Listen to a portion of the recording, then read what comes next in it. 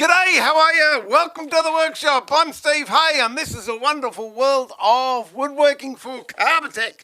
What I wanted to do today was do a bit more dovetails cuttings for the back of the drawer. Unfortunately, the glasses I required to do that process no longer function as a unit, aka they're broken. Sat on them last night, so I've got to go and order another pair. But fear not, there are still some techniques we will cover regarding the finer points of drawer making. I know a lot of people, you can make a drawer quite easily. You can get 4 bits of wood, bang them together with a nail, stick a bolt through the front, and there's your drawer. What I want to bring to that exercise is a little bit more refinement of what you can do to really make your drawers stand out and pop. Don't know which one to start with first. I think I'll do the drawer runners first. Now, a lot of times you've got a drawer, for example, this one here, and it has reasonably thin sides. I think they might be about 1/2 inch or 12 mil. Let me count. G'day, Andy, how are you? Welcome to the car. Look, the bench is cleaner than it was last night. Oh, that's 3/8 or 10 mil. So with a 10 mil drawer side, I'm trying to remember when I made this one. Crikey. Holy doolies. 19. Oh, no, it wasn't 91. Would have been 91. Oh, it might have been 98. 90. I don't know. I'm just trying to think. Don't know if I made it before. Mid-90s anyway. So what's that? Say 95, 2005, 2015, 25 years ago anyway. And it's still holding together. And now, what I'm getting to is you've got 3/8 drawer sides or 10 mil drawer sides. They're not that thick. So if you're going to use a timber bottom on the drawer, such as this one here, which is a Sapelli, this one, you have to have it sliding, because if not, what will happen if you fix it front and back, over time this timber will shrink, especially in the summers we get here in Queensland, and bink, it'll split. That actually is, I think there's 2 bits here, there you go. You can just see the join right there. So if I didn't allow this to move, it would snap right where I joined it. So I've fastened it here at the back, but it's floating at the front, which means as the moisture comes out of the drawer bottom, it shrinks. It's anchored here, but it's free here, so it can actually shrink and expand in to the drawer front itself. So in order to put that in as a slide, that means you have to put a slot in, where are we? A slot in the side of the drawer itself. Now, if I've got a 10 mil drawer side and I put a 10 mil slot in there, it doesn't take a brain's trust to work out I've just cut the bottom off. Or if I put an 8 mil slot in there, that means I've only got a 2 mil slot or a 2 mil wall on the side of my drawer, which is going to break very easily once something heavy gets put in the drawer. So what you do is you fatten that drawer up by putting these things in here, and they're called drawer slips. And you make them out of the same material you make in the drawer. So when you actually look at it, it's not so obvious you use something different. So I'll show you how to make those. And also this stuff at the front, which really pretties drawers up. Can you see that it looks as if the drawer's recessed? What that is, that around there is called cock beading. Now there's two ways of doing it. I prefer doing it the way I'm going to show you, which is making really, really thin pieces of timber and then putting a profile on them and then nailing them, yes I said nailing them to the front of the drawer. The other way that it's done is there's a,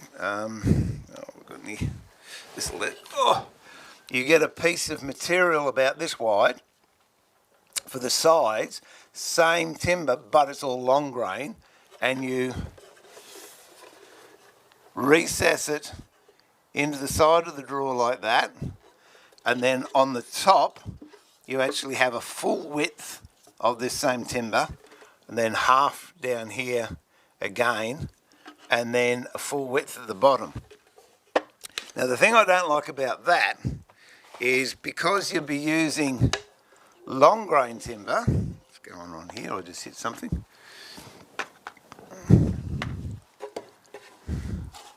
We got low latency again. Because we've got long grain timber going up and down there, no, I apologise. We've got long grain going up this way. When this drawer shrinks and expands, as it will, it'll fight the grain you've got there, and you can crack your drawer side, or you break the joint that's holding this all together. Whereas doing it this way, yes, you're using long grain here, and yes, that drawer front does move, but this is so small and so light that it actually doesn't distort. As I said, I've had that for 25 years. It's been in the bush in New South Wales, where we used to get up to 50 degrees during the summer and minus 3 degrees in winter. And currently it's in Queensland, where we get pretty muggy weather, and as you saw, it hasn't moved. So we'll discuss how to do that, but we'll do drawer slips first, if I can find something that will resemble a drawer bottom. Oh, here we go, this one will look. I'll show you how to fit a drawer bottom into the slips. So little bit ad hoc today, which really isn't unusual for me. I don't know why that is coming up there, but it is. Did I press something? Boom, boom, boom. Wait a minute. I'm still not used to this control panel. No, it seems to be all good. Providing the sound's good, everyone's hearing me, that's good. What have we got? Oh, I'll have a chat. And I've got to swap the chat out to put it on the other side of the screen, or else I'll keep on going like that. Now, wait a minute, let me just do this. Bottom. That's better. Although it's funny, this chat I've got here, I don't like it because it doesn't have a time on it. So let me just pull out the live stream, which means we're going to get feedback, and so I can mute this pretty quick.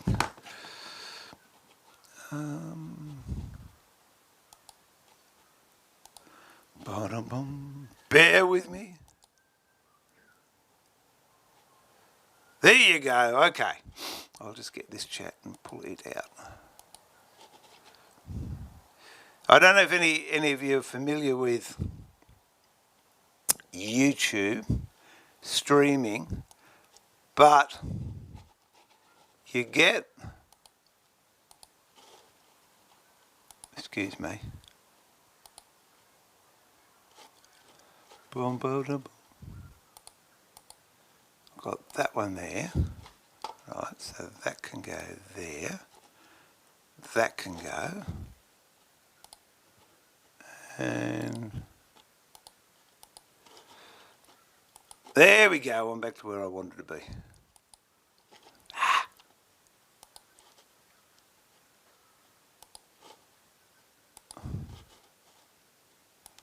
Okay. Yeah, what it does, it gives you two lots of chat. If you go into the live streaming app, which is a little icon with a movie camera and a plus sign, the screen's all black on my computer. I don't know how to change it. But it gives me the chat on the right-hand side, but there's no timestamp.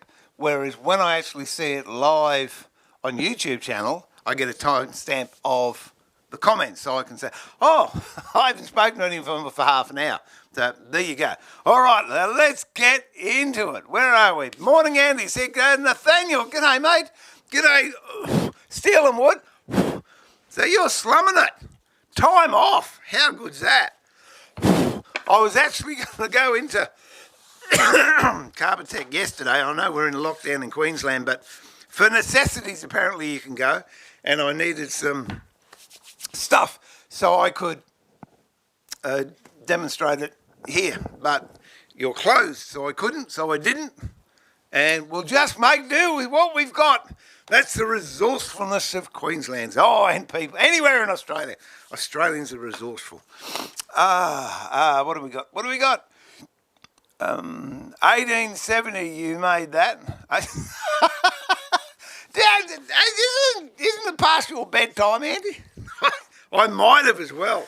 I tell you what, it'd be worth a mozza if it was. Dear, oh dear. All good, mate. Jared, good morning. Shilung, good morning. Kira Ora. Well, Kira Ora, if that means something to you too. Trev, g'day, mate. Morning, Maxwell. Very good morning to everyone. It is a beautiful morning this morning. I slept in. I had my breakfast, but I didn't have time to have my morning coffee. Dear, oh dear.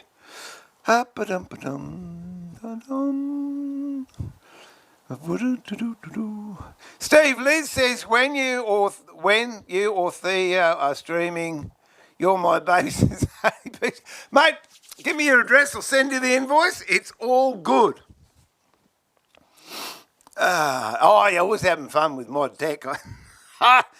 Sometimes it's lovely after you've been up the sharp end of technology to come in and grab a hand plane. Shh, lovely, good feel. Chris, g'day.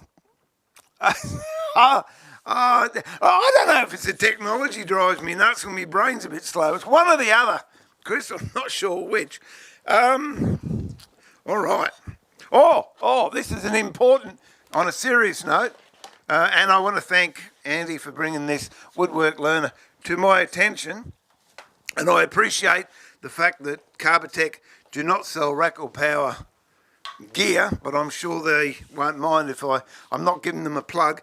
There's a recall out. If you have a Record Coronet Envoy or Record Coronet Regency lathe, the word is do not use it. I repeat, do not use it. They have found a fault in a couple and they just want to make sure that it hasn't sort of permeated through that range. So if you've got a Record Power Herald Envoy or Herald Regency, contact Record Power UK or the dealer you bought it from, because potentially it is very dangerous. In fact, it's bordering on life-threatening.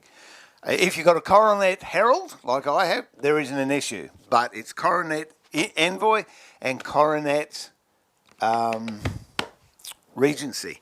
And if you notice, if you watch Theo when he does his streams, he has been using a Regency up until last week. He's gone back to using the Coronet Herald because it really is a serious problem. So anyway, enough of that.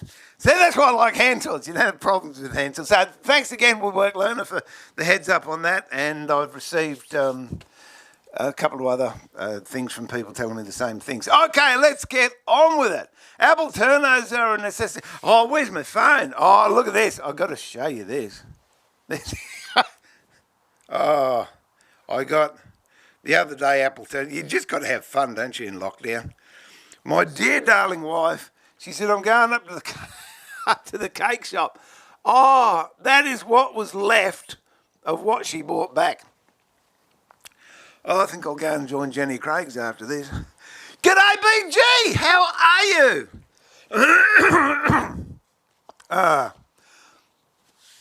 Oh, oh, is that right? Well, there you go. Shen Lun. I've got to go back to that now. Kia ora. Okay, that's New Zealand for hello. Well, or g'day. It's Australian for hello. Oh dear, where are we up to? Oh, that's lovely. I appreciate that. I like it when I get people from Brazil and Mexico and they go, ooh-la. Morning, good morning. Can't say farm fencing at Dad's doesn't stop for lockdown. Isn't that the truth, BG? We stop for lockdown, but repairs and maintenance and animals and the vegetation don't. That is true. Oh. Yeah, that's got something to do with it, Andy. Yeah. Woo. Ian, g'day. All right, let's get into this. So, what did I say we'd do first? We will do, whatever I said. Draw slips. Okay. First of all, get the stock that you need. I'll get a bit over here, I think. Boom, ba-dum, dum, ba-dum, boom. Okay, this is a bit of waste. Obviously, because I've got a big split up it. So what you do, this is 19 mil or 3/4 inch, and we want 10 mil. So it's the same thickness as the wall of the drawer. We want the drawer slip to be the same thickness. So, because unfortunately I can't do this, I'll try later on, but at the moment I'll just go and rip a piece off of this and I shall be back. I'll just set it up to 10 mil so we get the right size. Oh.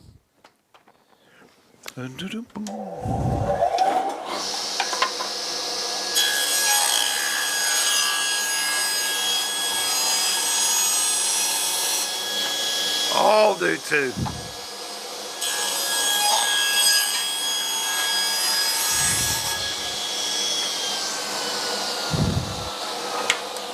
Okay.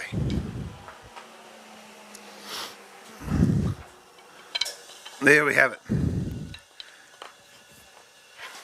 Now for the slot, there's several ways you can do it, and what I wanted, I didn't even bring that, it's Wait one, just chat amongst yourselves, play I Spy. I'll just go and grab this from up high. I'll lift it up the other shed, won't be a tick.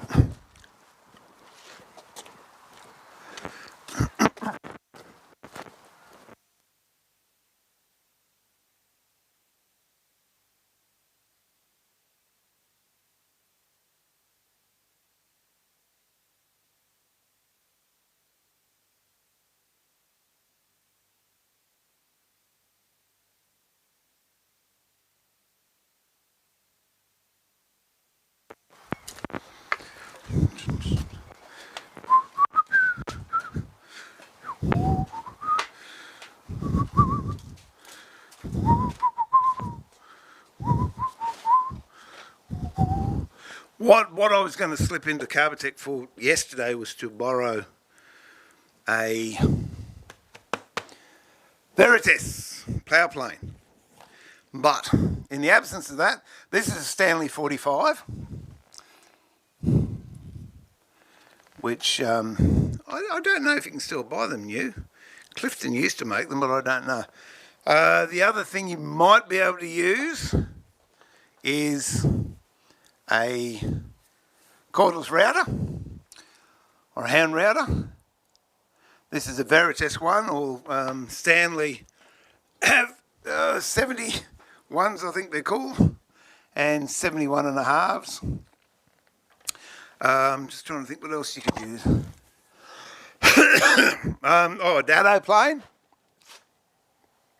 He's flogging me dado plane. There you go. And that's a dado plane that'll give me a small slot. A saw, there you go. I've got one of those floating around here somewhere. A small router bit. Just unplug that. There we go. A small router bit like that. Or a dado blade on a saw. For those of you who don't know what a dado blade looks like, I'll grab one over here. Oh.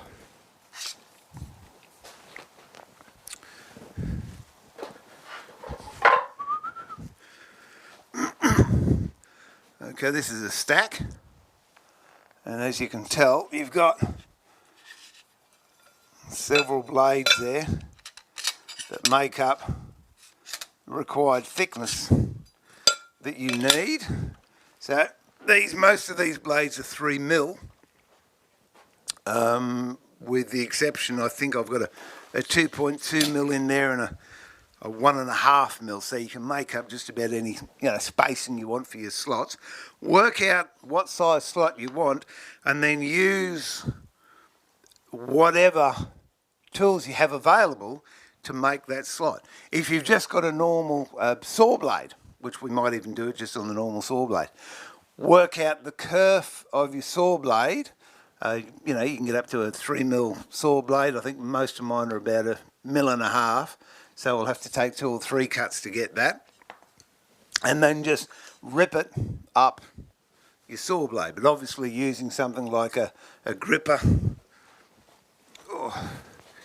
which is what do you do? It's over here. Oh, we've got to come over here later on.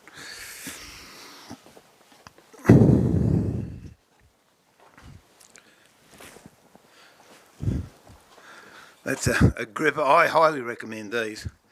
And no, I'm not getting paid to say that either. Anything that improves my safety or makes me feel more comfortable, especially when I'm using thin stuff, I'm more than happy to promote.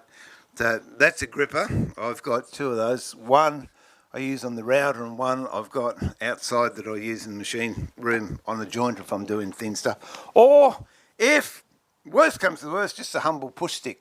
And if you can have a look at that, you can tell that's a finger saver, because all those cuts have happened where my fingers would have been if I wasn't using a push stick.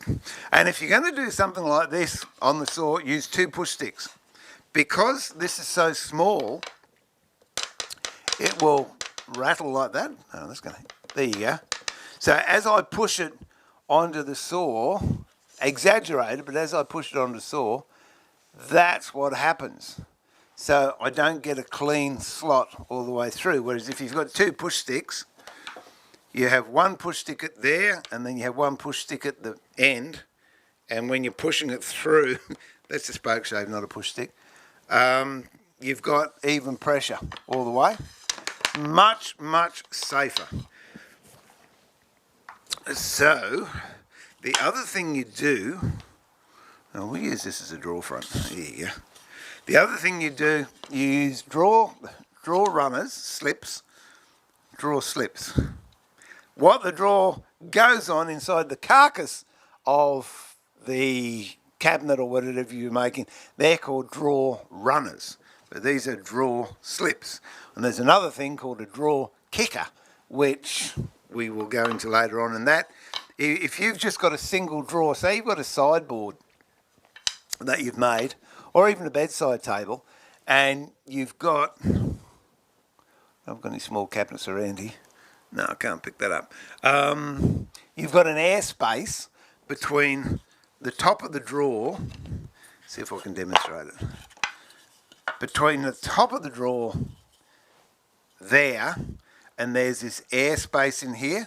Now what happens is when you pull your drawer out, because you've got an airspace in there, you pull it out so far and the drawer will just kick like that. So a kicker is a piece of timber that you actually run underneath the top of your cabinet, and the drawer actually will run on that. so when you pull it out, the drawer will stay out like that. If you haven't got that, what happens is it drops. So there may be terms you didn't know, or if you did, I'm sorry. I don't mean to teach you to suck eggs, but I think it's good to get all the information you can. Okay, so at the moment we're doing the drawer slips. One of the biggest things I always used to do, especially, I don't know what it was, but Federation, turn of the century, Edwardian, what do they call? Tall boys, chest of drawers, and then they had a a mirror on the top, and they had little jewellery drawers. The number of those that I have restored, I lose count of, and number one job was replacing the drawer runners and then fixing up the drawer bottoms. But anyway, that's it. So slips, work out, there's no mathematical equation, it's just whatever you think looks right. And look, in furniture making, the main thing is what looks right. You can get, I'm just looking for a pencil that'll work, you can get the most precise drawings, and you have to make it to these drawings, but then you get the timber, and I'm sure it's happened to others because I know it's happened to me, and because of the heaviness of the grain of the timber or the lightness of the grain of the timber, the proportions that you have to build to, it just doesn't look right. So it either means you've got to change your timber, which can be a pain, especially if you've dressed all your timber for the job, or you've got to alter the measurements just very slightly, but it just gives it that balance. You know, someone can look at something and say, oh, that's out of balance. Yeah, but technically it's spot on. It's exactly what they wanted. Well, no, it might be exactly size-wise what they wanted, but it doesn't have the presence that it could have with a few minor changes. So there you go. Ah, dear. What's going on here? My dad's Kiwi and my mum is an Aussie. Well, there you go. Well, congratulations to all of them, and congratulations for watching us this morning. Sen Lung. Is that it? Shen Lun? I hope so. G'day, Brenda. How are you? Lovely to have you in the shed. Oh, Trevor, you got mandarin cake. Yeah, good on you. Making me hungry, but it's past my bedtime. You can always have a midnight snack, Andy. G'day, Chad. How are you? Welcome to the room. Or welcome to the shed.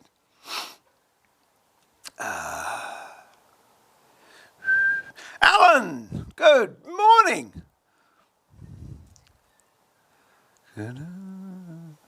We're doing, Vinny, we're doing drawer construction bits this morning. Okay, so work out where you want your drawer to go. And for me, I like sort of maybe a tad below centre. So I'm just going to draw this in here. And I'm going to have that thickness there, whatever it is. I don't know and I don't care. Where's my... So I've got more, a bit like, no, it's the opposite to an iceberg. I've got more above the drawer bottom than I have below it. And that is 5 mil. All right, well, for ease of everything else, we might make it 6 mil. No, we'll keep it at 5 mil. 5 mil is good. No, we'll make it 6 mil. So 1/4 inch in the old scale. We'll go over to the saw and I will rip that. If we go 6 mil, what I'll do, I could use a dado blade. If I did, it'd be 2 dado blades. And when you put dado blades in, actually, I'll tell you what we'll do. We'll do it 2 ways. I'll do it one with a normal saw blade. So I'll see if I can get a camera over there. And then I'll put a dado blade in and you can have a look. And you make sure when you put them together that the teeth are offset. You don't have them side by side, like that. Because if you did, the tungsten here, because it comes past, the kerf actually comes past the blade structure itself, you'll have a gap in the middle and you'll bend your plates in. So offset them so they're like that. And that goes the same with when you're putting the filler blades in. So what we'll do, we'll cut two. I'll use one using the dado, and I'll use one just using a normal rip saw in there, so you can see how I do it if you only have a thin kerf blade. Oh, Brian, first timer, thank you so much for coming in. Hope you get something from it and hang around. There are a good bunch of people in the chat room. If you want to know anything, this goes for anyone that's in there, anyone wants to know anything about woodwork, and it's not related to drawers, ask away. Doesn't matter whether it's tools, whether it's timber, whether it's gluing, whether it's joints, whether it's router, just ask. Happy to be distracted.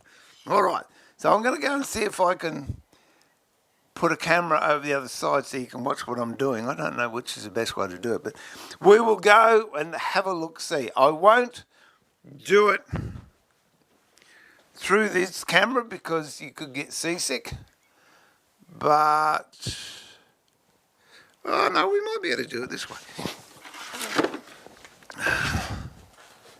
Hey Andy, the workshop's a bit tidy, but oh, I'm not showing you the floor. I've got bead boxes and chopping boards everywhere. Okay, let's just see if I can come around here at all and see what's going on.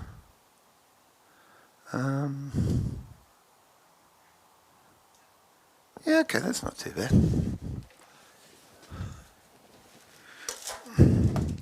Just get past here. Oh.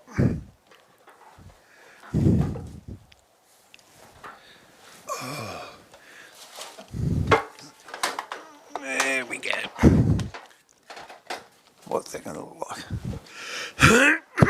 Excuse I. Okay, yep, you can see there. All right, so let's go over to the saw. Have we got anything there? Oh,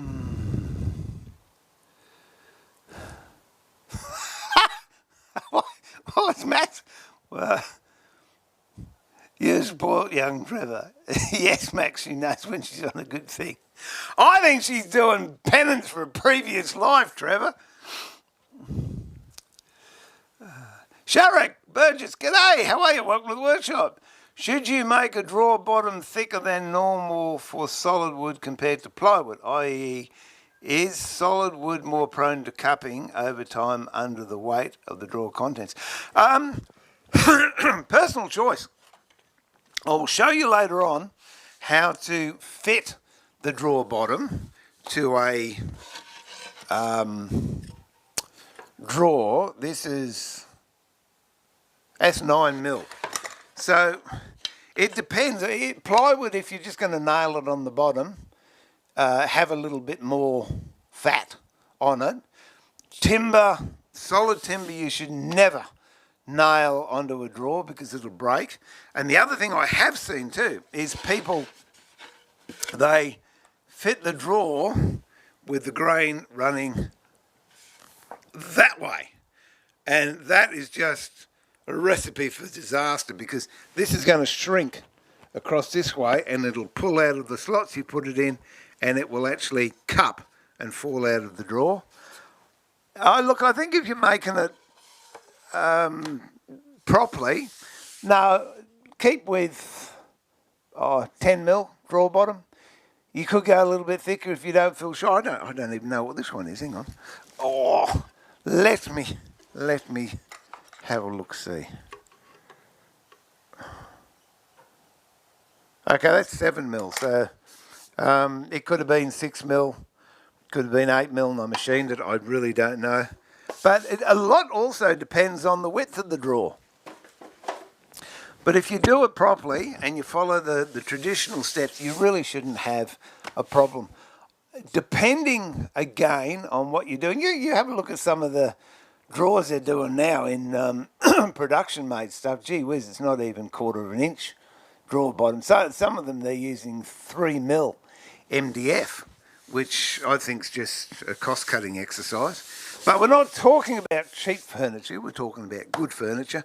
So if your drawer bottoms are within, I wouldn't go any less than 1/4 of an inch, and really I wouldn't go any more than 10mm.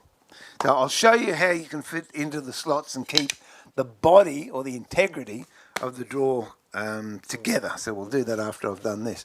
So I hope that helps. Sharek. New apron, no. Well, it's not a new apron. This is the apron from the front shed, but it doesn't have a hole in it. I don't know where the other one is. This is all ripped to pieces. So there you go. Very observant, Vinny. Very observant.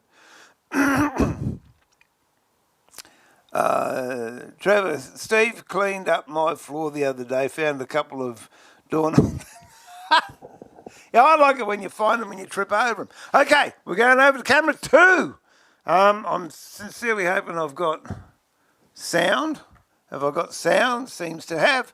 Good. All right, let's rock and roll. So what I've got here is just the standard ripsaw that I use, which is just an El Cheapo. There you go, 24 TPI. Irwin ripsaw. Got it from the big box. And we will do, let's see if I can just move this fence without making too much of a mess. You've got to work out the depth you want to go. Now, bearing in mind this is a drawer slip, so you can go in a little bit deeper, but I wouldn't go that far that it's going to create problems. Okay, so I'm going in that far. I don't even know what that is. Oh, I might go a little bit less. There you go. That's just by eye. So I'll just put a mark there and I'll show you. I'm going in that far. Now you can imagine if that was the drawer side, I've only got that much integrity left in the drawer. So that doesn't hold up for much. Okay, now we'll slide this up for the first cut. There we go. And I'll get a gripper and a push stick.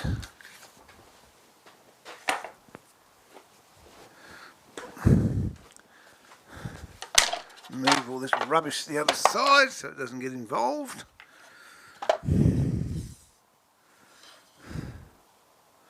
Okay.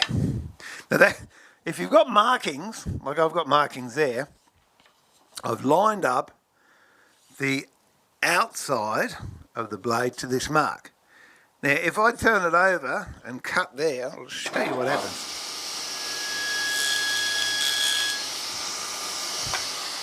Okay, I flipped it over, I've missed my mark totally.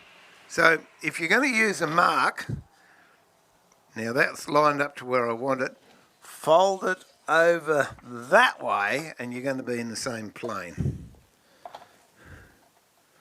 Okie dokie, let's go. Dusty on!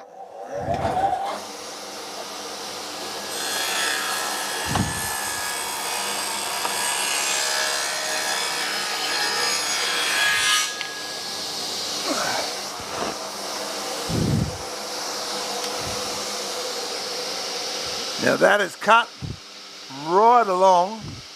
You can just see a little bit of that pencil mark there. So now I'm going to move it. I'm going to move it over a little bit to line up with this pencil mark here.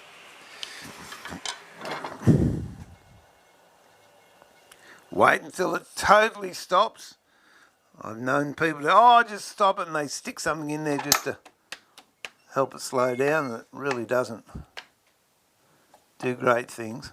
So this is why you cut these slots first, because then if you make it a little bit wider or a little bit narrower, you can fit the drawer to suit the slot rather than having to cut a slot to fit the drawer.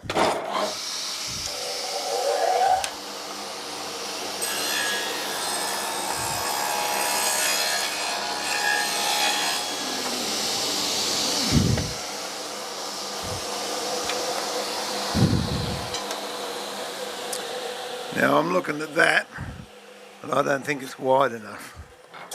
Let me just have a... Yeah, so I'm going to take that out another mil. I'm going to make it 6 mil. You can see how it's off centre. This is the bottom, this is the top. Now I've got to work out what I want to take it off of. I think I'll take it off of the bottom. So we'll go 1 mil further off, which is to there. Line up my saw. I reckon that's good enough. And again, turn it over. So I line up on that mark.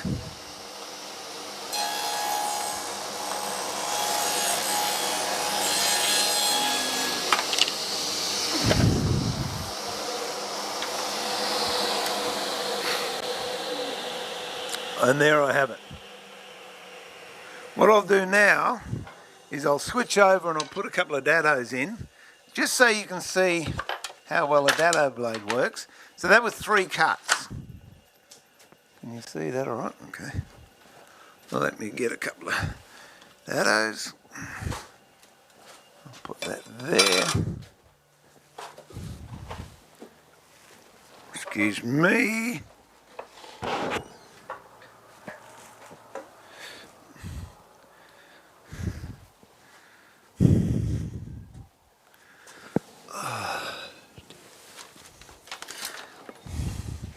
If you're changing the blade, what I do is turn it off at the wall and then separate the plug. Then I know it's not going to turn on, because I think it would be disastrous to have your hand down in there and someone comes in and accidentally turns it on. It's a good practice even if you work in the shop by yourself, and you might say, well, what's the point of that? Well, the point is, someone might come into your workshop, and if you're in the habit of doing that good practice, you're safe. Oh! Just had me Wheaties for breakfast.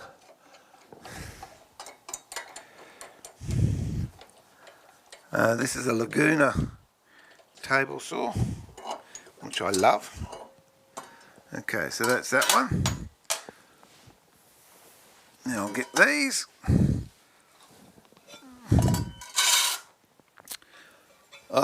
I put them on one at a time. I don't stack them. There's no point. Okay, so offset them.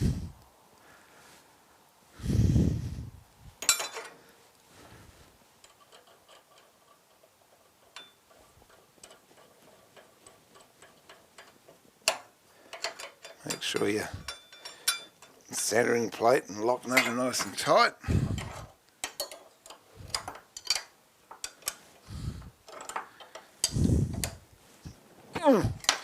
Now in most cases I put another cover plate on, which is this one, which is much bigger than the standard blade one, because I do a lot of work on angles and you need that bigger aperture for your dado to come through.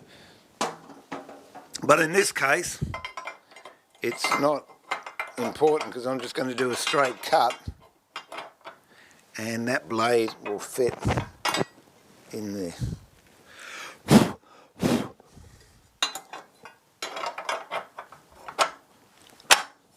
There we go. The other thing is, you don't need the riving knife in there for two reasons, which shall come apparent very, very shortly. People ask me if I'd like a bigger workshop. So, well, I would. Can you imagine the mess I'd get in on a bigger workshop? Okay, now you can see why you don't want a riving knife, because if we push something up here, it's going to go there. So I'm just going to take the riving knife off. There we go. And I'm going to set the depth of the saw to whatever depth this was. It's about 5 mil.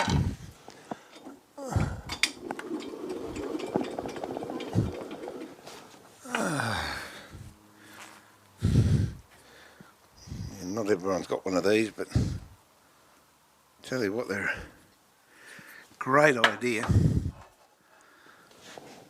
So it's a vertical vernier, and you can just set it to whatever height you want, and there you go, 'tis done. Now we'll set this up so it's the same distance away. Doesn't matter which way you do it.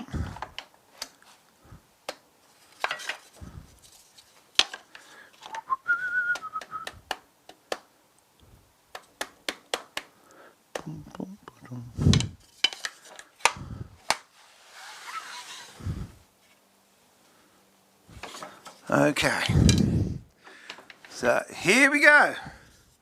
Select which side you want to be the inside. I'll have that one as the inside, that one as the top. And that's the inside. That is the top, so it goes that way. Okay. All right, here we go. You'll notice the blade will be a little bit noisier. Oh, first of all, look, I've just got to turn it back on at the wall.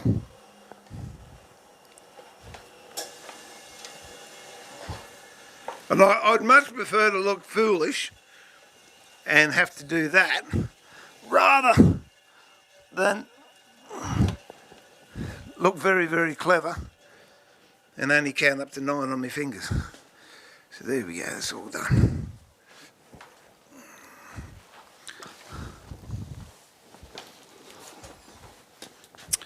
There we go.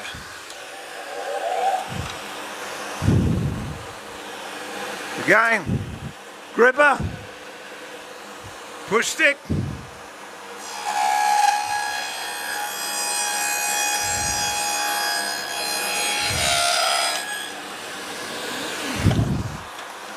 Done.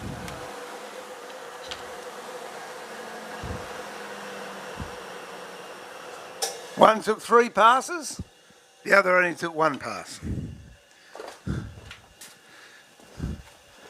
Back over to the bench. Have a drink. Oh, hang on, let me have a catch up.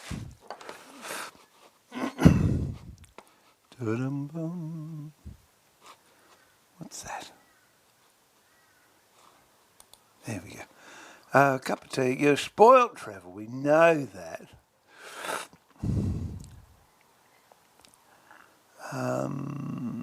I hope that answered your question, Sharrock. New apron, we got past that. Thinking of buying a Tormek sharpener, which is better? Can't decide. The T8. Do not even hesitate. The T8. Yes, it costs more, but by crikey, you'll be so happy you bought it. Couple of things with the T8. I had a T4. In fact, I've got a T1200 down there that I bought in 1990, I think it was, and it still works.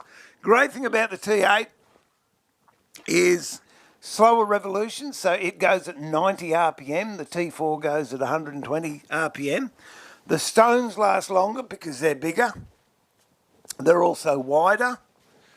And if you're just, well, it doesn't matter if you're a professional or amateur. If you're an amateur, I reckon a wheel would last you most likely a lifetime.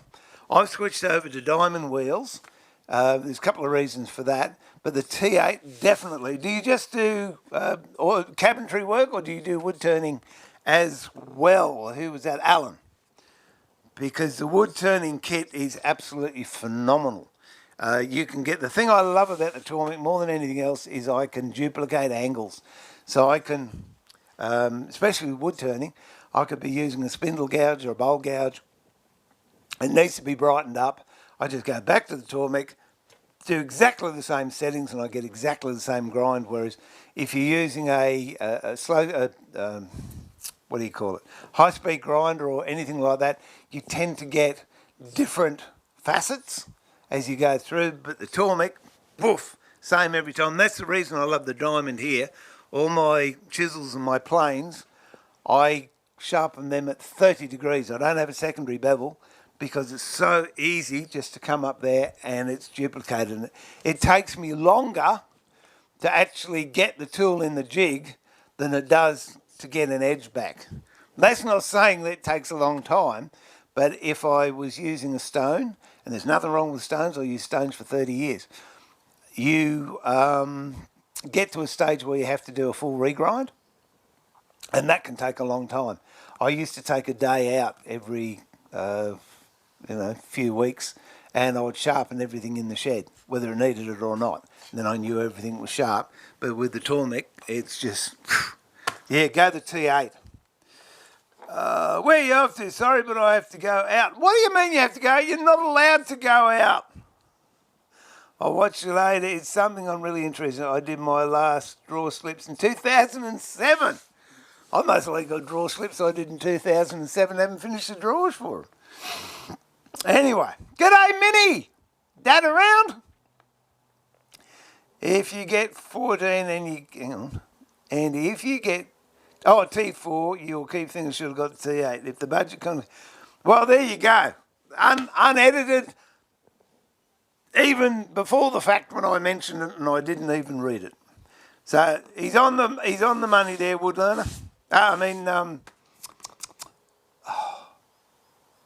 Alan, wasn't it?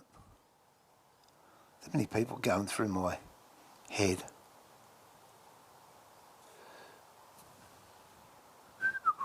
Yeah, even Trevor. Yep, go the T8. Oh dear. Where are we up to?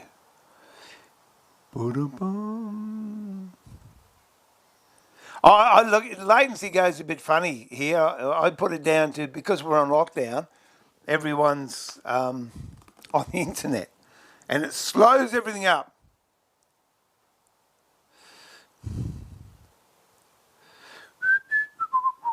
Yeah, good on you, Andy. Max. Okay, all right. So that's what we've done. What we'll do is we'll go over to the router. Yes, the router. And I'll put a round over on this, and then I'll show you how to fit the draw bottom to this, and we'll move on to cock beading. So now I've got this camera working. I'll see if I can negotiate to get over to the router. So the thing is, when I was using a different broadcast platform, you weren't getting as good a picture as you get now, but it was easier because I had 5 cameras I could utilise because I was running on USBs. But now I'm going through this new platform, the ATM Mini. I'm using 3 HDMI cameras, which gives you a much better picture, but unfortunately it means you've got to move around a bit. Where am I up to? Okay, give me these draw slips. Where are we? And I'll press that button there, and magically we'll be over at the router table. And you can do whatever you like with these. I like, just want to get the brake out on that. There you go. That's better. Yeah, if I get a brake on here, I'll be happy. There we go.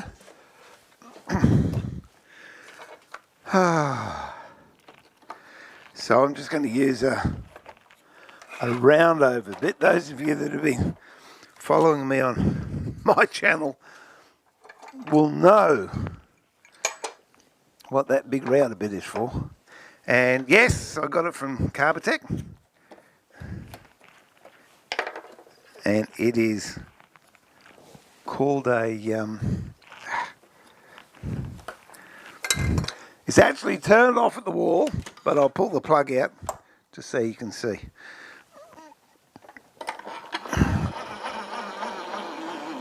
It's called a lock mitre bit. And in the past I've used much smaller ones. But, this one is a serious piece of kit. And it works really great on some of the timber that I use, but the other timber I use, it's just too brittle for it. Now I want a round over, so I'm just looking for a small round over. What have I got here? A bit bigger than that. Oh, I don't know, that might do. That might do. Yeah, that's all right. We'll use that. I could use it. What's that one? That was a bit bigger. I prefer that one. I'm going to use this one. So put that one away. Oh. And we'll pop this in here.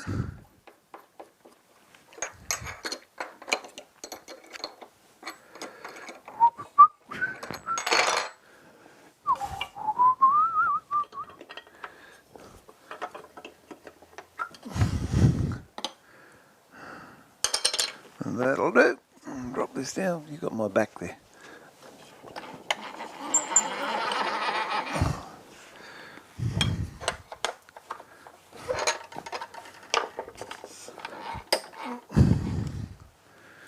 Okay. So I want the inside top. I want to round over on.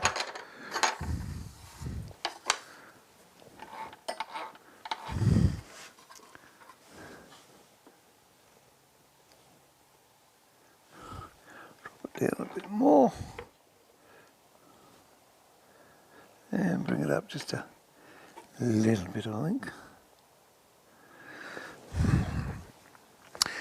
Now that's a bearing cutter, which means I can run it up against the bearing and I don't need a fence. I'll put that on there. And I don't need a fence. Let me just plug it in.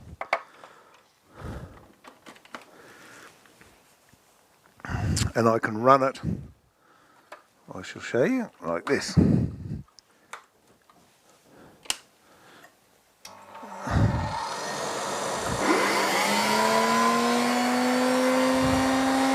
Onto the bearing.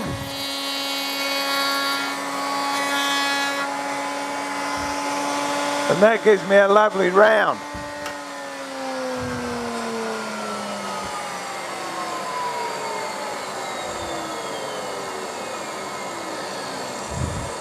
But in many cases, I don't particularly like just going up a bearing like that, because you can, you know, anything can happen. You can get a snatch, it can go off, you could sneeze.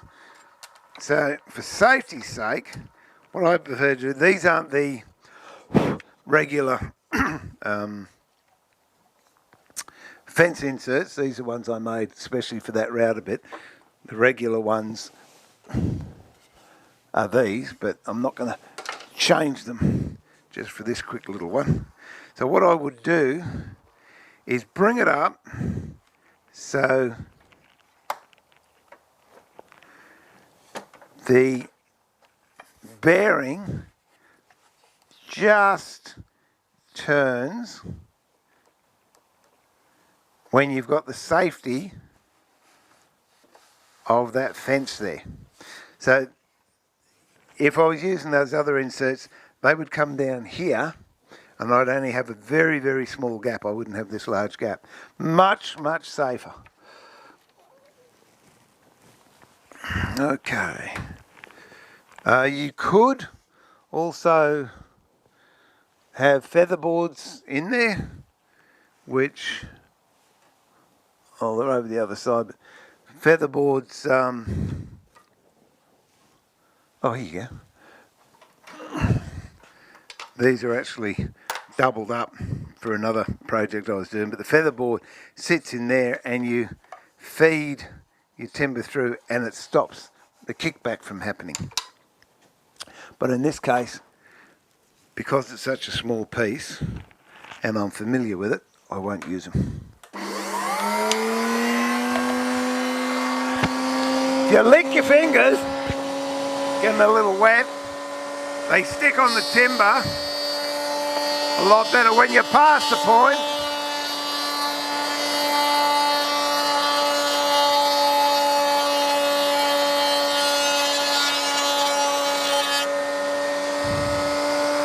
There you have it.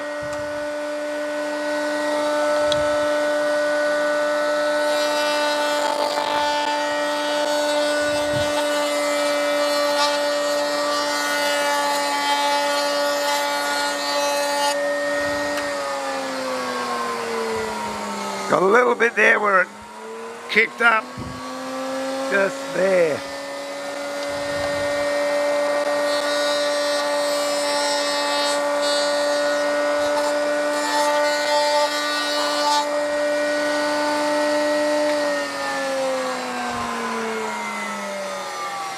Okay, now we'll just go back to the workbench, just feather that in with a bit of sandpaper and we'll fit the drawer bottom. So we'll be back over here very, very soon.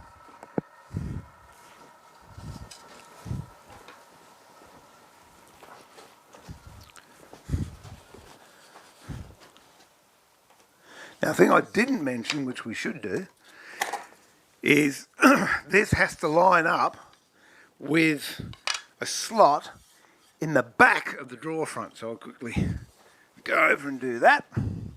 Quick, quick, quick.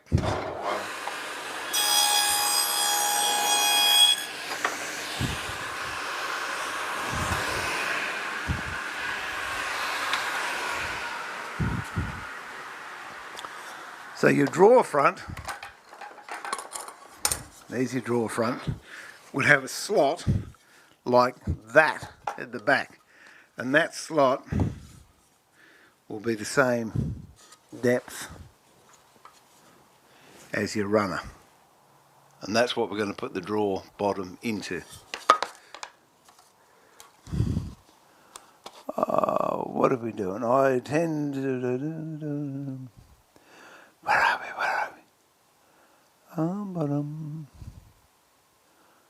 Okay. 20. Oh, I'm only 10 minutes behind in the chat. I'm getting better. Let me scoff the rest of me coffee.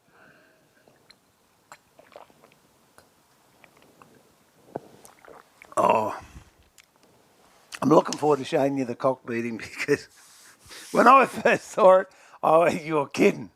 No, it's true.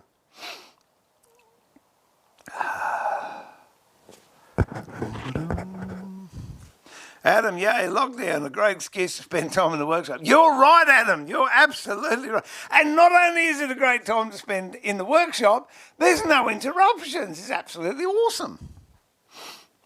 You just have to hope you don't have to go, no, well, I'm lucky there, I don't have to, I just go next door to my timber shed.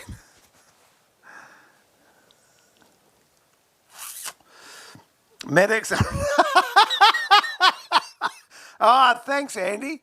I always a vote of confidence. I like that. Well, that wouldn't work here. No, you got to have... What are we here? Or are we? Are we 000? I don't know. A friend of mine, she was in a shopping centre and she lived in America and someone was having a heart attack and she kept on dialing 911 and nobody came. So, I mean, you shouldn't laugh at it. The situation was funny, but the reality wasn't. There you go. Do the standard locking wheels hold the router stable ready enough? Yes, yeah, they do. It's just on slack and don't put them on a lot of the time.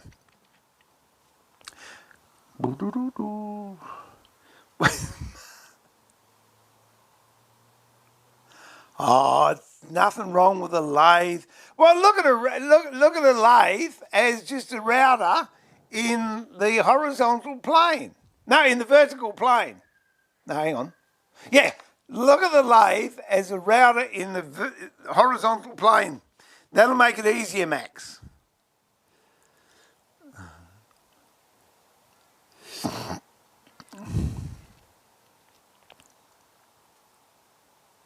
Yeah, good point. I could have used the gripper on that router, but because it was a small bit, short answer, yes. My excuse, I've been doing it for 35 years or more. It's a little router and I only had a little bit exposed. So in that case, it wasn't necessary. But if you're new to woodworking, for sure, use a router. Those featherboard fingers, they're great. And you can also get overhead wheels that do the same job. So good point, Shen. Yes, use it, but when you get used to it, not complacent. Don't confuse confidence with complacency, because I'm very aware of what that router's doing at 24,000 RPM, but I also know the safety margins around it. But if you're unsure, yep, use a gripper. Or get someone else to do it.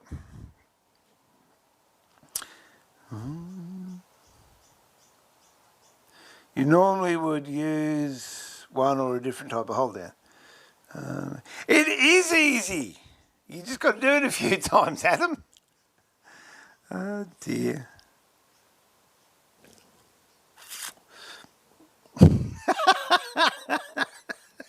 Oh dear, oh dear.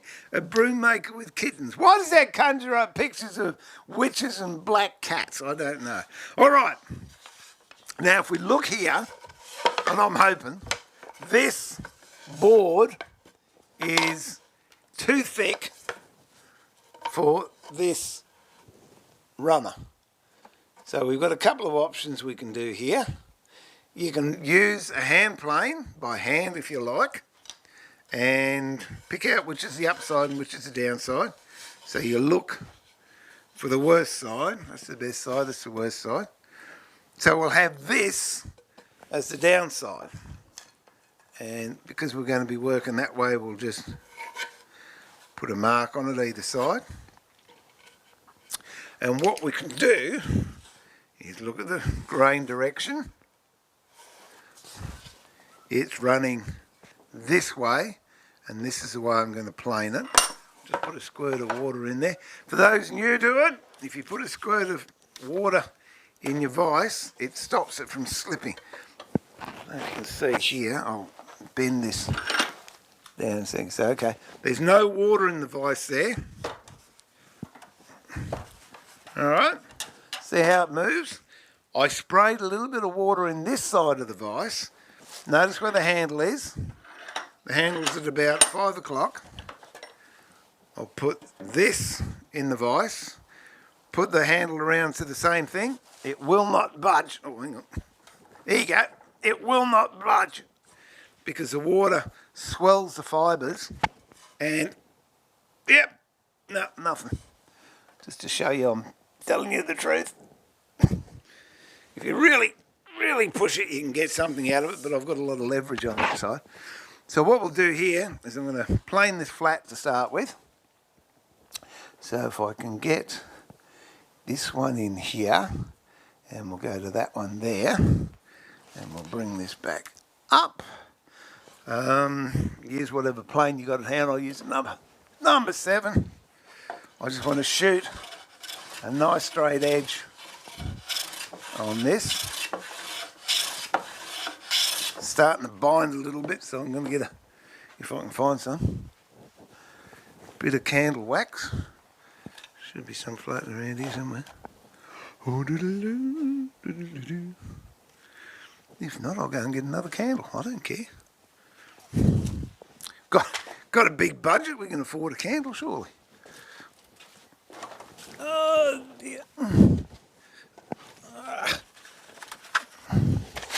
I bought a stack of these, and my mate reckoned I was an absolute rat.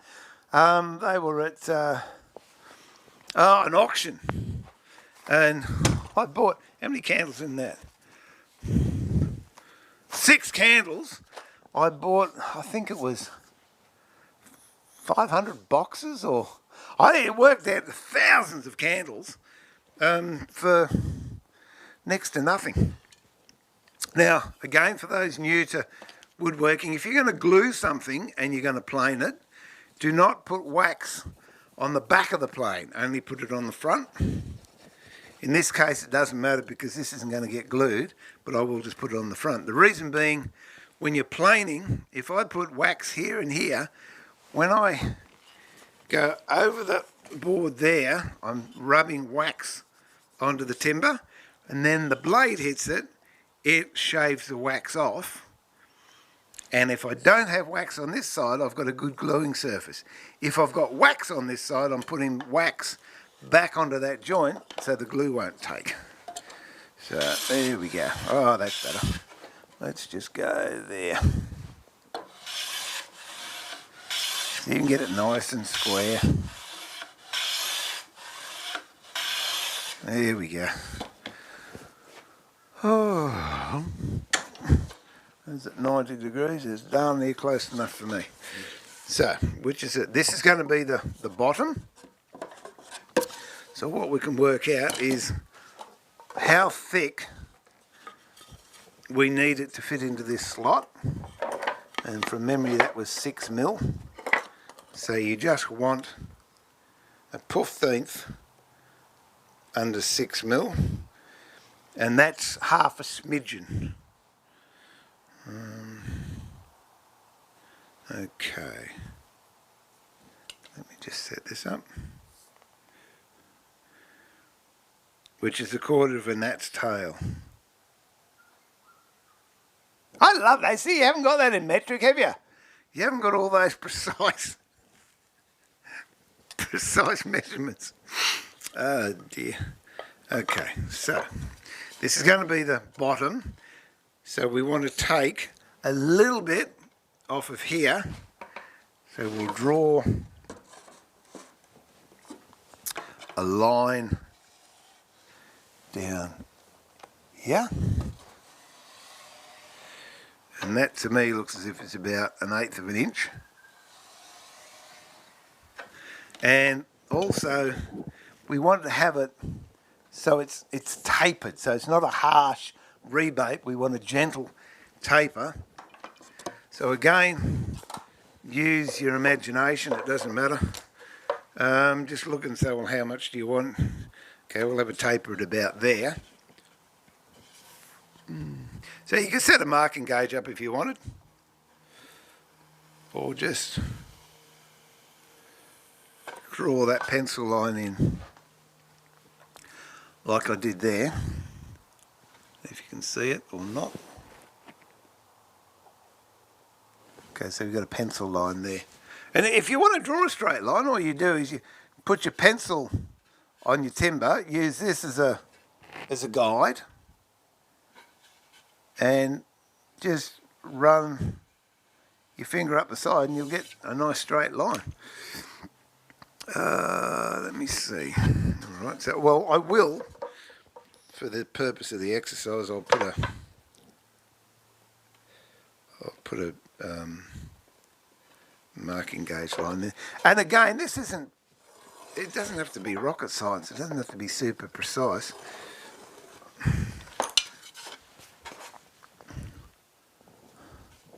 There you go. There you go. You might see that line better. So what I've got to do is plane down to this line on this side and this line on this side. So we pop that in the vise. Get whatever plane suits your purpose or whatever plane you feel comfortable with.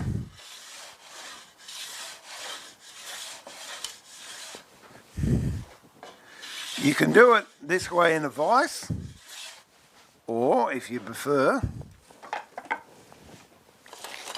if I've got any bench space here,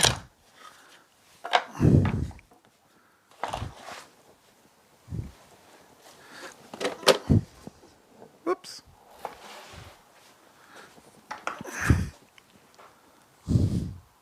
see which way the grain's running. Rats, it's running the wrong way. Okay, we can is it going to hold? No.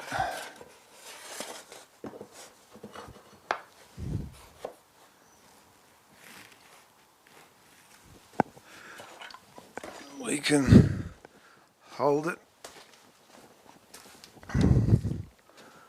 Just wondering where my slip mat is. No, it doesn't matter.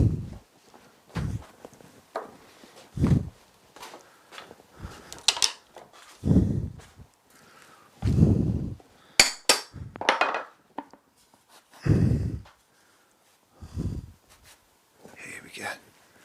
There's a dog. I saw a dog sitting on the floor before. Where is it? There we go. That should.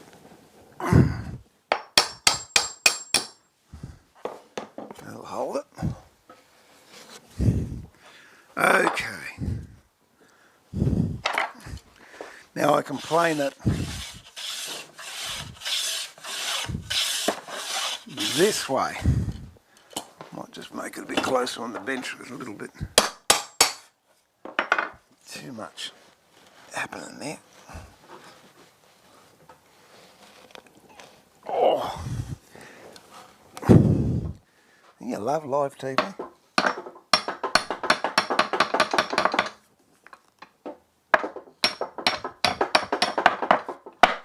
There we go.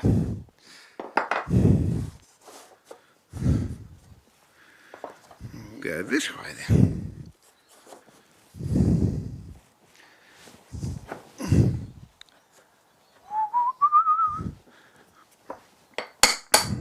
Now I've got my vise in the way, I can't use my big plane.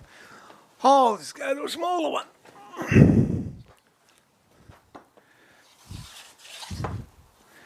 We'll go this way best we can.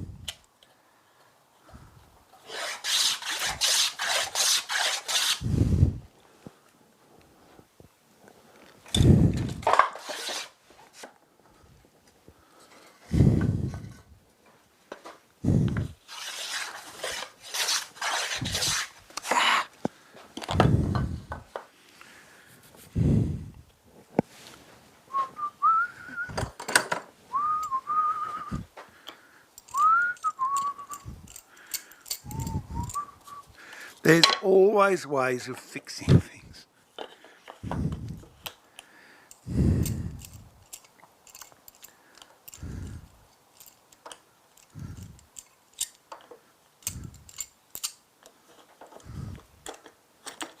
There we go. That's not going to move. Let's go back here, back there. There you go. Like I bought one.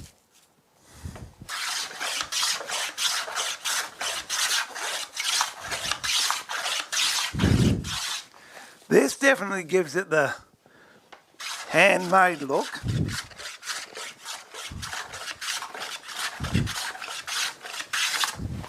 So it depends if you're after the handmade look or you want to have a precision look. I'm comfortable with either.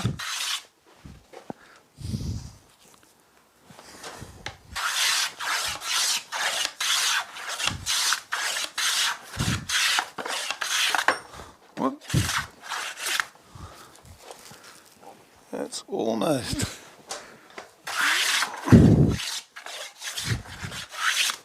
Down to the line.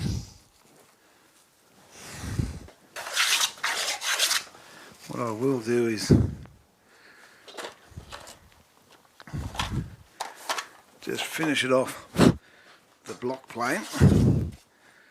Fine that up a bit.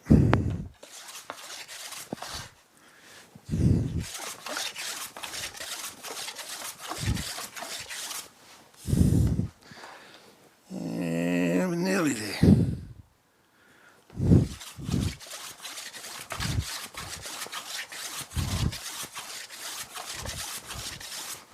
Okay, we'll do a test fit.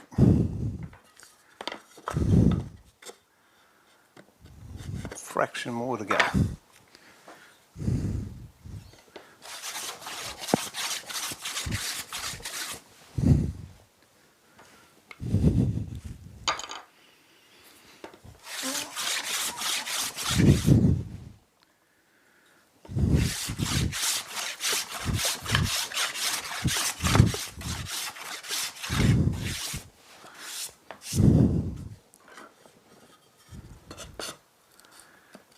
There we have it, but we don't want it to be that tight. So we want it to be able to slide. It's just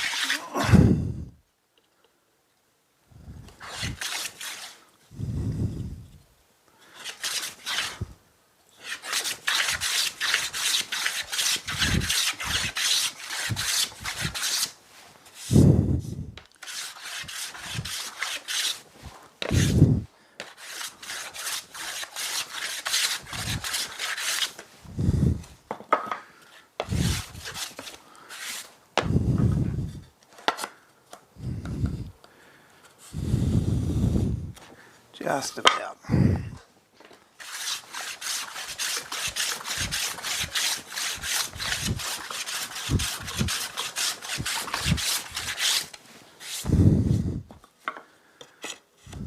There we go. Okay, so we've got a nice fit there. And when you look at the bottom of the drawer, I just put these away.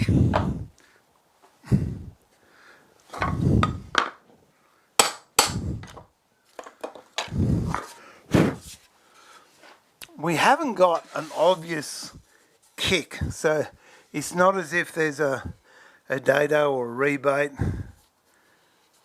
there and then it's harsh into the drawer bottom. It's a gentle flow. And that's part of the, where's those drawer slips? That's part of the niceness of having it done with a hand plane. When you look at the bottom of the drawer, it's not an obvious machine cut. But having said that, let's go over to the router again and I'll show you how you can do it with a router, which gives you a different look again, and it's up to you whichever one you want to use. Where's that other one go? Here we go. Whoops. Where are we? Let me have a little chat. So the thing is, anything that I do, I can do with hand tools, or I can do with, that's a bench hold down, by the way. It just works on friction. I can do with machines. It depends what sort of mood I'm in, I suppose. Where's my mouse? Here we go.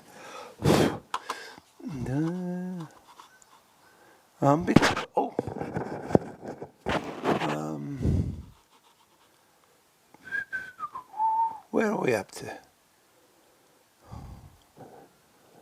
I haven't spoken to you for half an hour. There you go.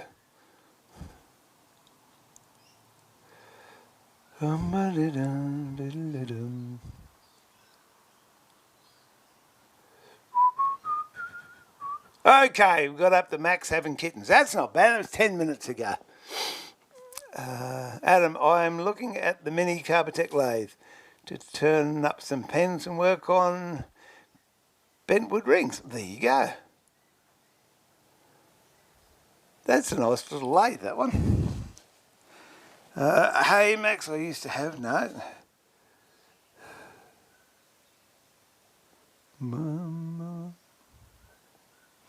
Oh, you just laid that dishwasher properly, Vinny.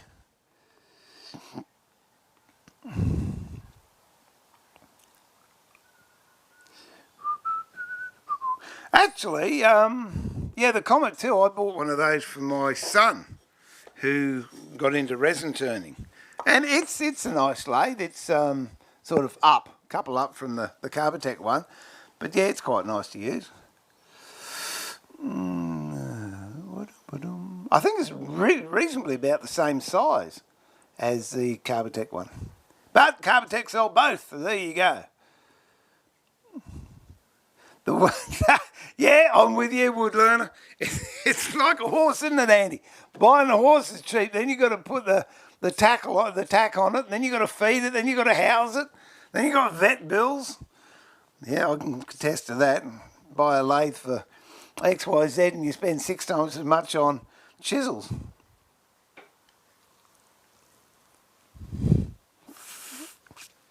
How did you do that one, Adam? Send me some clues. I'd like to know.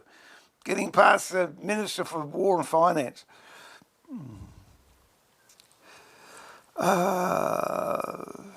Andy, my workshop at home is small, and that's my back against the wall. I can touch the other wall.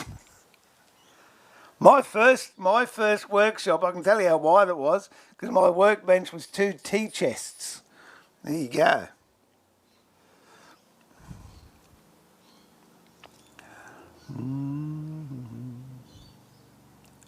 Oh, don't worry, Shenlun. I had a YouTube channel called Room for Woodwork where I literally, boy did it take some talking, but I got it past the missus, and I turned a corner of a bedroom into a workshop, and we made furniture and all sorts of things in the corner of this bedroom. And the deal that my wife stipulated with enthusiasm, I might say, is there was no smell, no dust, no noise. And I fulfilled those 3 criteria. It was, quite a challenge, but a lot of people living in, units, and they don't have access to a workshop, want to do woodworking, and I just wanted to see if it was actually possible to do woodworking in a limited area inside the house and not tick everyone in the house off. And yes, it is. So there you go.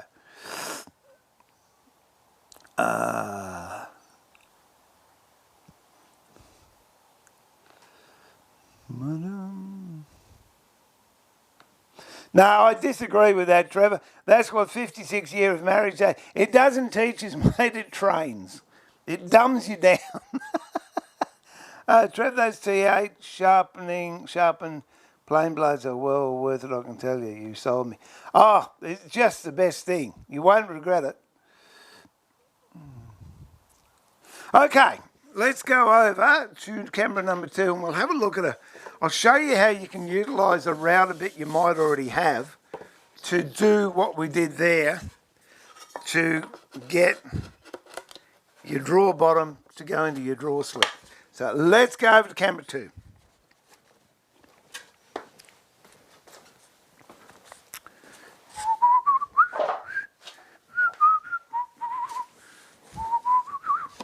All right. Now, what I want is, again, I don't want to have sharp edges, so I'm not going to use a straight cutter. What I want is one with a bit of a profile on it. So I'll look at profile cutters. Let's see what other ones I've got over here. Oh dear. But I don't want a fancy profile like Roman Org or OG.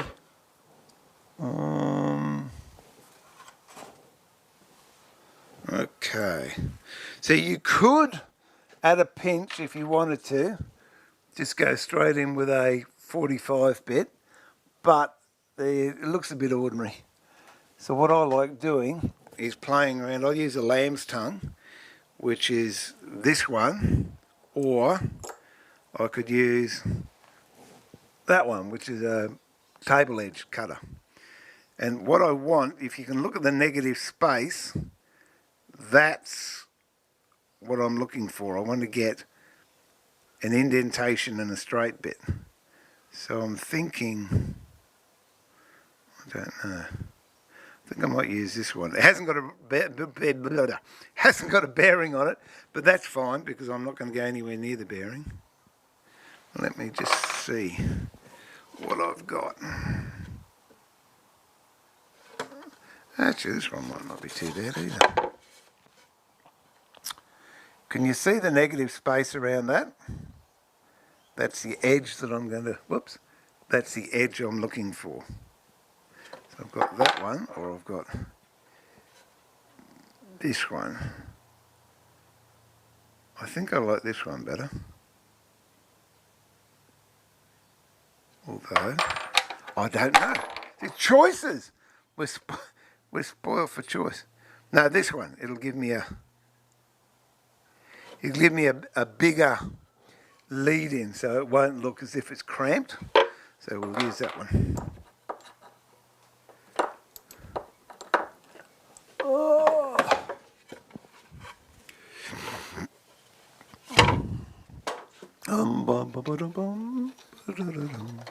oh, there we go.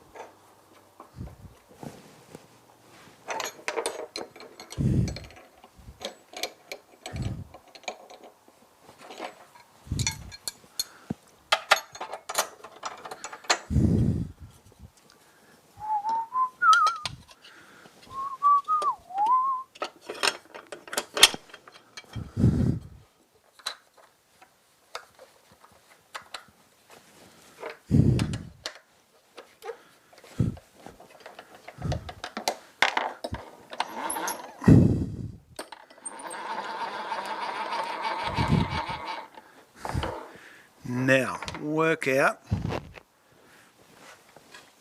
how far I have to come up, which again, if I can, actually we'll use this edge here. Normally I'd put another mark down here with a marking gauge, but we'll use this edge here because we know that's what we're looking for.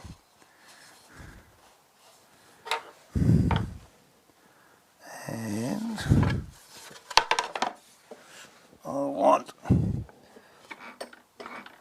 I've got control over how deep I want it to go.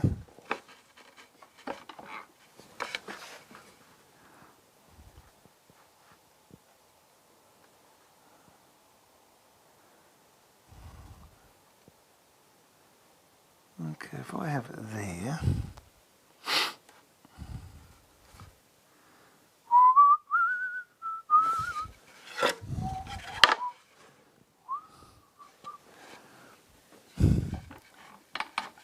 Bear with me, I'm trying to figure this out in my head as I go.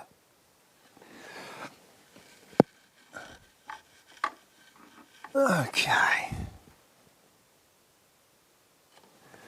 A little bit more.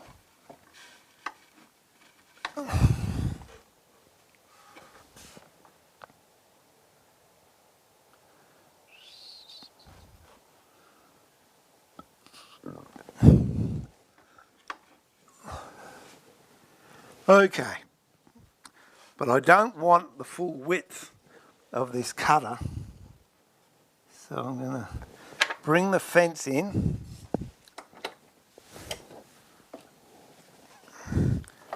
So it just touches the back of that board. And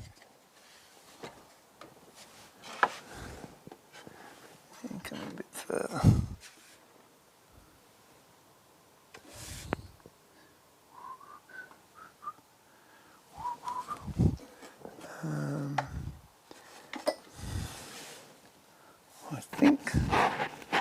That's going to do the trick there.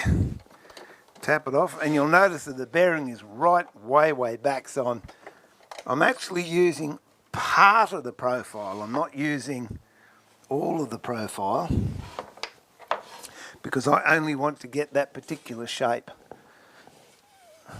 I'll just notice that hasn't been planed here, so we'll just go over the bench. I'll plane that flat, and then we'll come back and run that profile bit, and all things being equal, we should be good to go. Oh dear.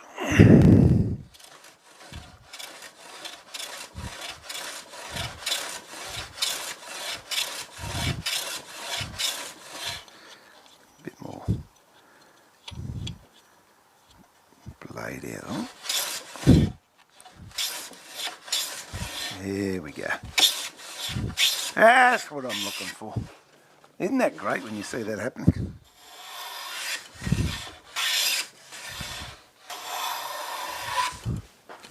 Okay.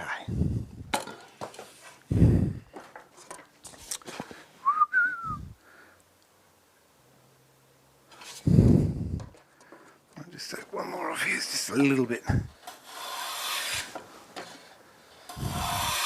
There we go. That's got him. Okay, let's go over and give this a try. We should be good.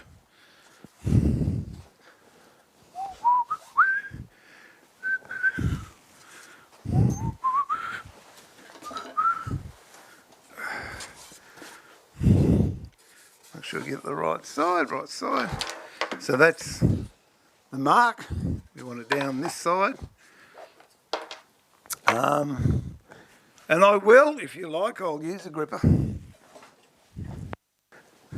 It's safe. I'm not using the gripper in this situation because I'm concerned about my fingers. I'm using the gripper in this situation because it's a big board.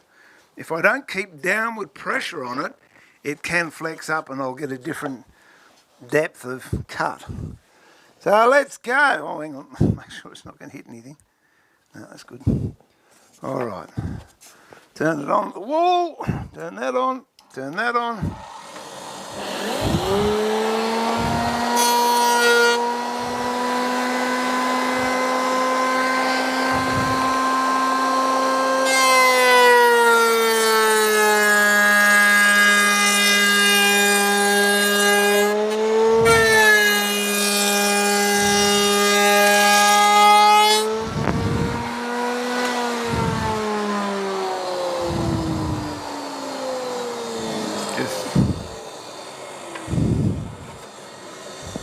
So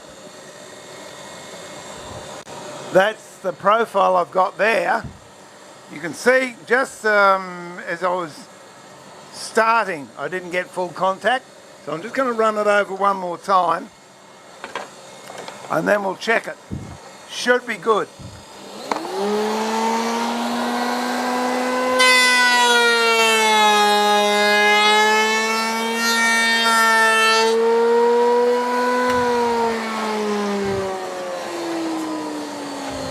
Now I've got an even line all the way down,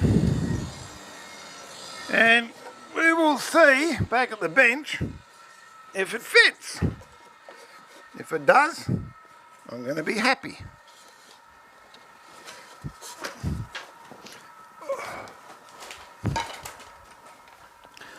All right, put that away. Oh.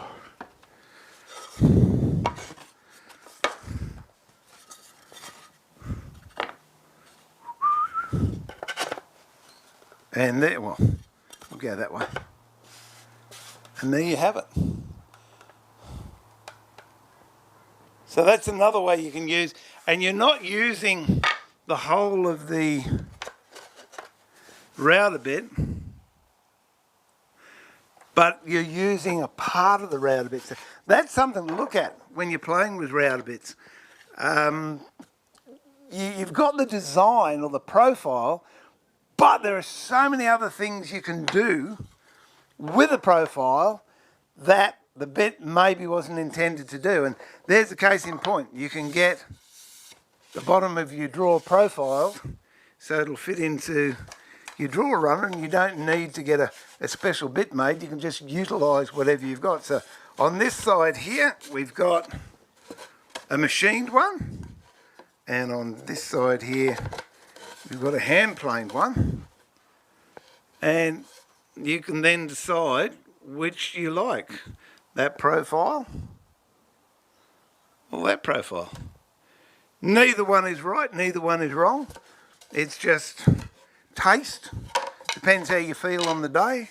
I might come down here and go, oh, I think I'll do some drawers, but oh, I don't want to wear headphones or I don't want to make a noise. So I'll just I'll use a hand plane. It doesn't matter, the end result's what you're after.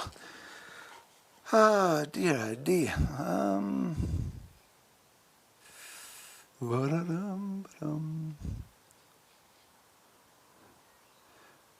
Right, now cock beading. I'll show you how to make that. This is a fun little thing, shouldn't take too much. This, we'll pretend this is a drawer front. And again, we use a router bit.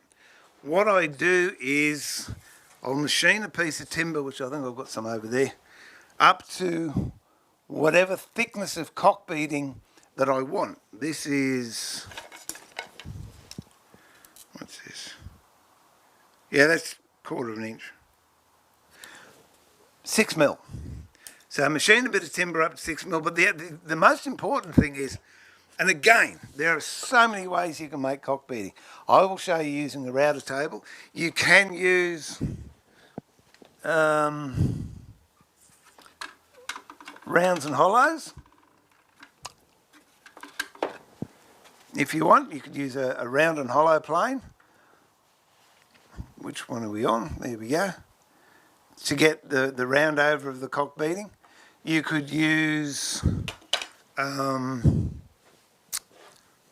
are those?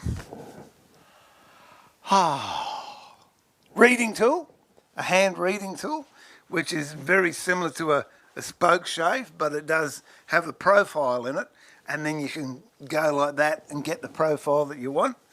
What I use on the router is a demold bit, which I will go over and show you, and we'll actually put it in the router.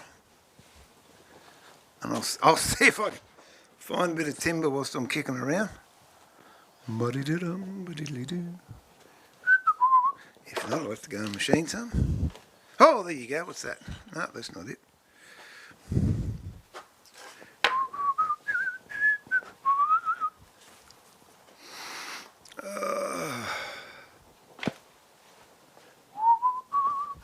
Oh, this bit will do. This bit will do. Okay. Okay, what are we on?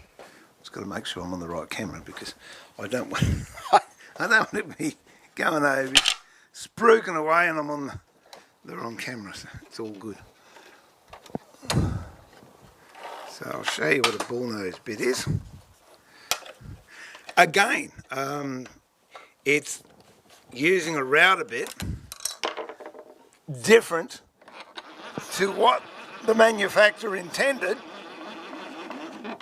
when they made it.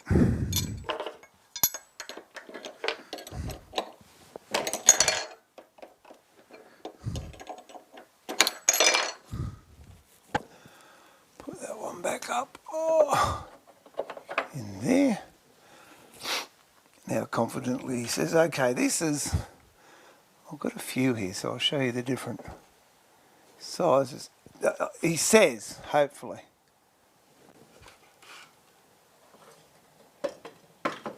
Oh, here's another one here that I haven't even taken out of the packet. Alright, so that's a demold bit, or bullnose, and that's the profile you get.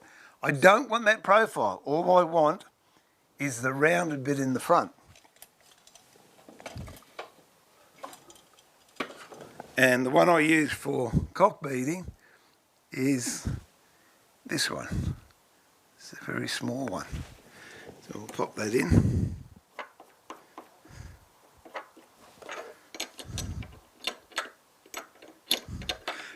You can use this for, you know, putting around boxes or doors or whatever. It's just a little extra thing you can do that will elevate your job up a little bit to make it a bit different. Excuse my back while I'm doing this. While everyone else is doing the same, you can just add a little bit of extra to it. So that hole in the middle is what I want, and the timber I've got is machined up to maybe a smidgen bigger or maybe a smidgen smaller, I don't know, and I don't really care. Because what we can do is we'll shape it afterwards. All right, so that's the bit I want, so there's no point in using the bearing bit on that. So again, bring your fence up until you are just clearing the bottom of that cove. You don't want to go too far because you'll start ripping into your timber, and you don't want to not go deep enough because then you end up with a square edge. What we want is a really nice round edge. Whoops.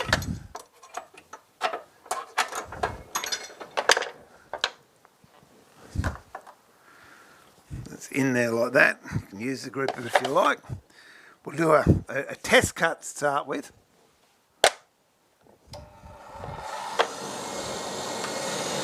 Turn the router table on at the wall. Turn it on there.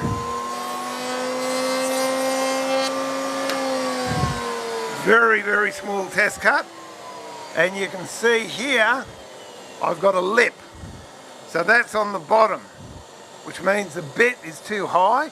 I've got to drop it down a fraction.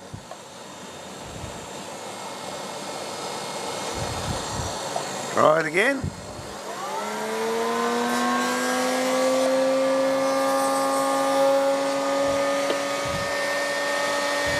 And now I've got the lip on the top, so it's got to come up a fraction.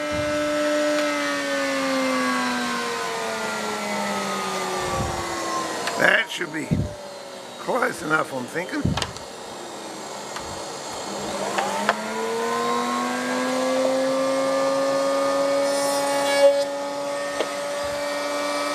I'm not going to lose any sleep over that. A little bit of a ridge there, but it's that small, I'm not worried about it. And it seems to be even both sides.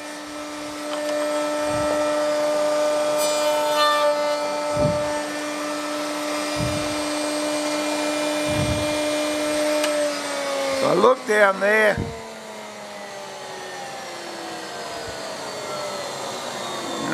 I think it's got a little bit of a flat spot there, which means the router bit's too far back.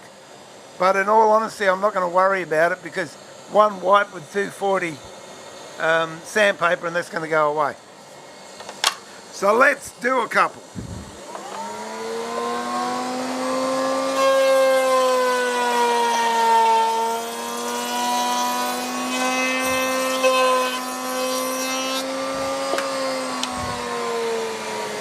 It's a full one there. And what I'll do,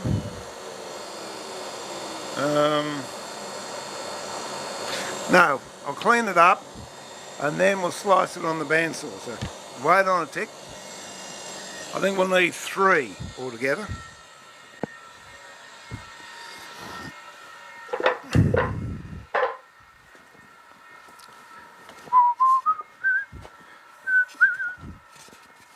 I'll get a bit of 240 grit, so that's 240, and just very lightly go over it like that.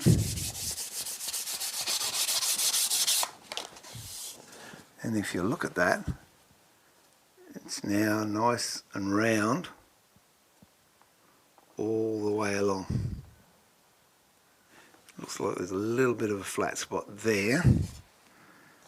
I can just see coming up in the camera. So.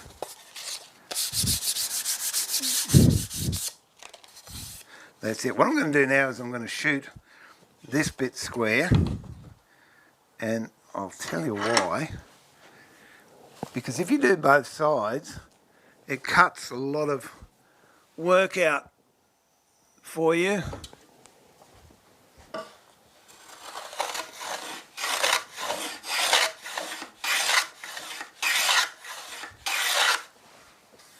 There you go.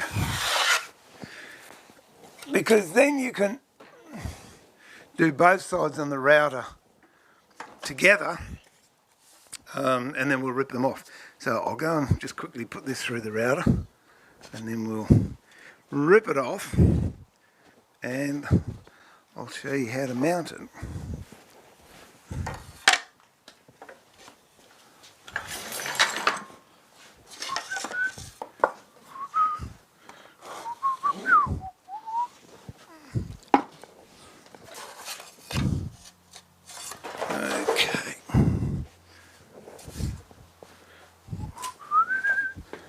Here we go.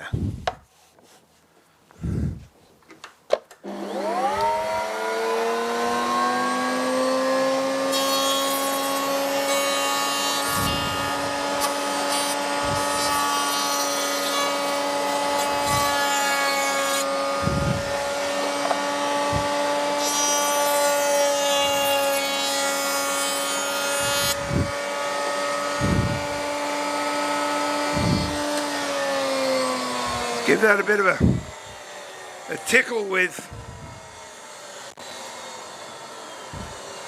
240 like I did the other side.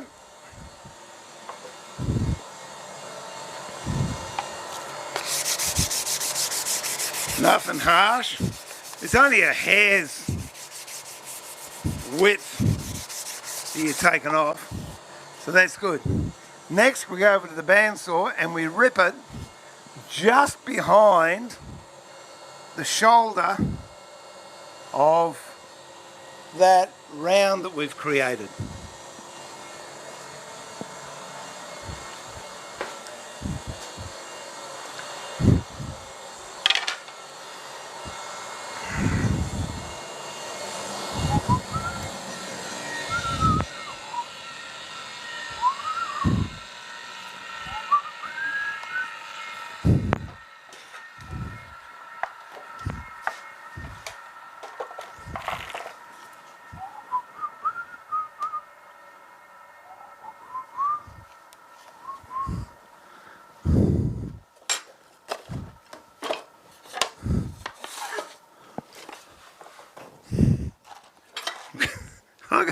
How many jobs here is not funny? Okay.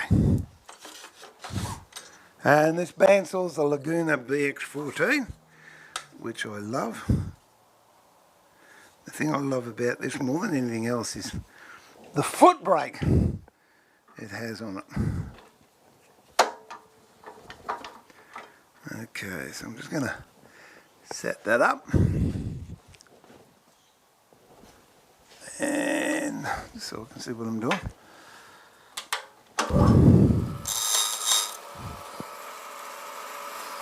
Okay, that will do, I think.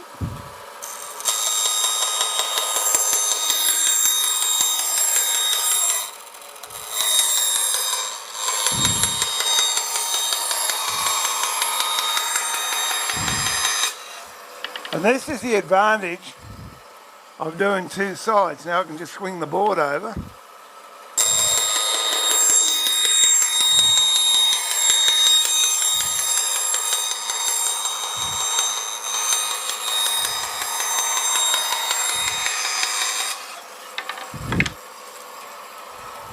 Now I've got two nice bits of demold or cock beading to go on. What I will do quickly off camera is, see what that's the off switch, or I've got a foot brake down here that just kills it straight away. I'll just run another length of that while I'm here.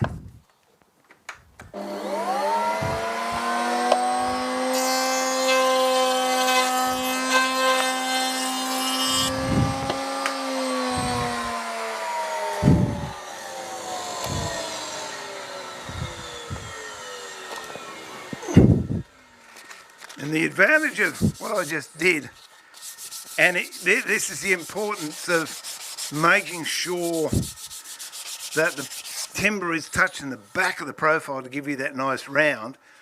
I don't know if you can see, but that's rough sawn from the bandsaw, but because I'm touching the back of the round a bit, when I run it through, there's nothing's rough sawn there, so I'll just run another one of these.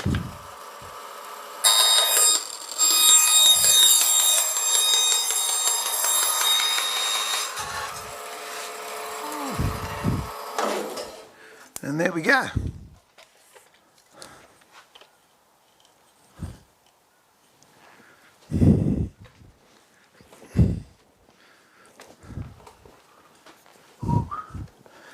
So don't worry about it if it's got bandsaw marks on the back like it does here. It's no biggie. I wouldn't lose any sleep over that at all.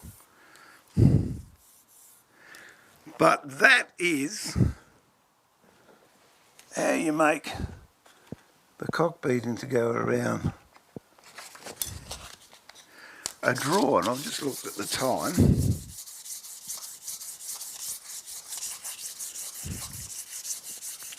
And I think we're going to have to leave it there. But I'll leave you with a cliffhanger. What I'll do next stream is I will show you how to nail this onto the drawer front, how to cut perfect miters, and how to make your drawer look really, really professional. And it doesn't involve any sophisticated tools. All you'll need is a hammer and a chisel, and you can bring your woodworking endeavours up to the next level and people will be amazed. It is so simple to do, but you know, when you say I'm going to nail it on, people sort of think, and then when you actually see what I do, you go, that's ridiculous. And then when you actually see it done, you go, that is so cool. And that was the thought process I went through first time.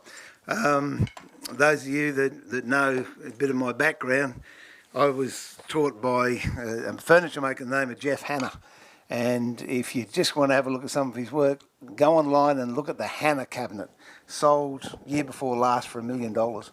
And he taught me so much of refined furniture making, which hopefully I'm starting to impart some to you. Not that I consider myself an expert by any means, but I've been doing the same thing for a long time, and I just find people aren't doing it anymore. So if I can share anything with you that you can use to make your work a little bit different, a little bit more refined than other people's, I'm happy and I've done my job. But at the moment, we've been going for 2 hours and I'm just about due for a rest. So thank you, everybody that's involved, all the new people that joined the Carpet Check channel. If you've enjoyed watching what you see, please hit the subscribe button, then you get notifications. There's other people doing live streams. Olivia, who's a fantastic wood carver, she's on next weekend. And I'll do this one. I don't think I'll wait a month, I'll do it before then, but I can't tell you exactly when I'll do it. So if you hit the subscribe button, you'll get notifications. And if you can't watch it live, doesn't matter, it's on the Carpet Tech YouTube channel, so you can watch it later on. If you have any woodworking questions, please ask away. Either contact Carpet Tech or put it through the or comment section of the YouTube channel. I get to that now and again. If you join us again for a future stream and you have any questions that have no relevance absolutely to what I'm doing, don't let it worry you. Just ask away, because I'm here to help any way I can and to learn. It's amazing how much I learn. You think, oh, look at him, he's standing in front of the camera, he knows what he's doing. Not the case, not the case at all. I know a fair bit, but I learn far more when I'm doing a live stream, because there was something that happened earlier on today, I forget what it was, and it was, oh crikey, what do I do? I'm live streaming. I know what it was, when I was positioning the drawer bottom. Here, it kept moving. Normally I use a slip mat, But for the life of me, I can't find the slip mat. I've most likely found it now. It's over there. Good on me. But, you know, it teaches you to think. And that's all. It doesn't matter if it's woodwork or if it's needlework or if it's cooking or if it's metalwork or if it's gardening. The only way you're going to learn is you get challenges that you solve along the way, and then you whack that down the knowledge bank, and then somebody else sees you do it and go, oh, that's clever. You don't tell them you had to do it as a last resort. But anyway, it's all fun. Thanks, everyone, for joining us. I hope you got something from that. If you get any questions, as I said, please ask. And I look forward to having your company in the workshop again very, very soon at the workbench. But in the meantime, this is Steve for the wonderful world of woodworking for Carbotech, pulling the shed door down, saying remember to keep it sharp and more importantly, keep it safe. Look after yourself, follow the rules, be kind to each other. I look forward to seeing you again very, very soon. Till then, happy crafting. Catch you later. Bye for now.